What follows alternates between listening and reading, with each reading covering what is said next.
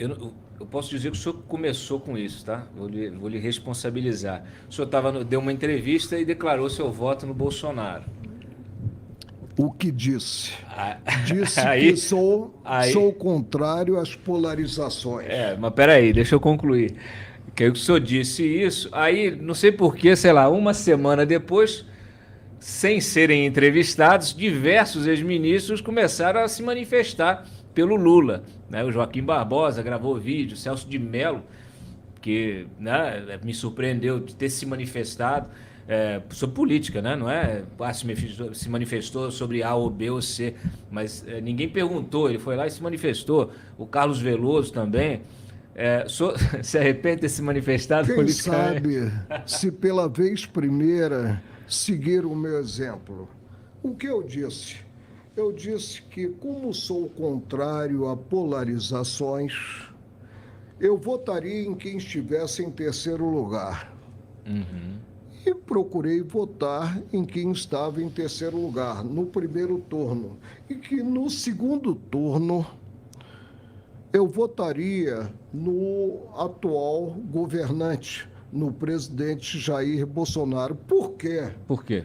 Porque, como ex-juiz, não poderia jamais votar em alguém que, primeiro, foi presidente durante 8 anos, deu as cartas durante 6 anos no governo Dilma e que foi condenado em 4, se não me falha a memória, 4 processos crime por delito contra a administração pública. Disse, mas os processos foram anulados. Ele não foi absolvido pelo Supremo, os processos foram anulados pelo Supremo. A partir de uma visão, a meu ver, equivocada, incompetência territorial. Não seria competente o juízo da 13ª, mas um juízo de Brasília, um juízo federal de São Paulo. Quando nós sabemos que a incompetência territorial é relativa e ela preclui com o término do processo crime, mas o Supremo resolveu ressuscitar politicamente o ex-presidente Luiz Inácio Lula da Silva. E no passado eu votei nele, tanto que a revista Isto É, mediante caricatura do Paulo Caruso, fez uma última folha com a minha figura. Eu estou na porta de um restaurante com a faixa de presidente da República, que estava substituindo o presidente Fernando Henrique Cardoso, e vem o presidente Fernando Henrique Cardoso com mais malas, com etiquetas, Espanha, Itália, né? França. E a tabuleta do restaurante indicava prato do dia Lula. Nessa caricatura que eu mandei colocar numa moldura, eu tenho uma dedicatória do ex-presidente Lula ao amigo Marco Aurélio com um abraço do amigo Lula. Eu já votei no ex-presidente Lula, mas hoje, como ex-juiz, não posso votar no ex-presidente Lula. Voto e declarei o meu voto nesse sentido no presidente Jair Bolsonaro. E aí abriu o voto de divergência do Celso de Mello, do Pois é, Joaquim até Barbosa. nisso nós divergimos, né? Porque querem que o ex-presidente Lula volte ao poder. Eu não sou saudosista. Muito bem. Ministro, muito obrigado pela sua participação aqui no nosso programa de estreia. O senhor tem mais alguma coisa que o senhor queira falar? Fica à vontade aí de conversar com os nossos Que espectadores também. tenhamos um segundo turno pacífico e que o eleitor perceba a importância do voto a ser digitado na urna eletrônica.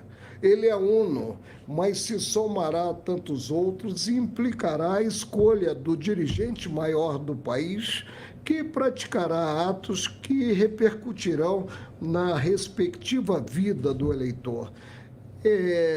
Esse o apelo que eu faço aos eleitores em geral, e que as eleições sejam tranquilas e que prevaleça a vontade do eleitor, tão bem preservada pelo sistema brasileiro, que é o sistema da urna eletrônica.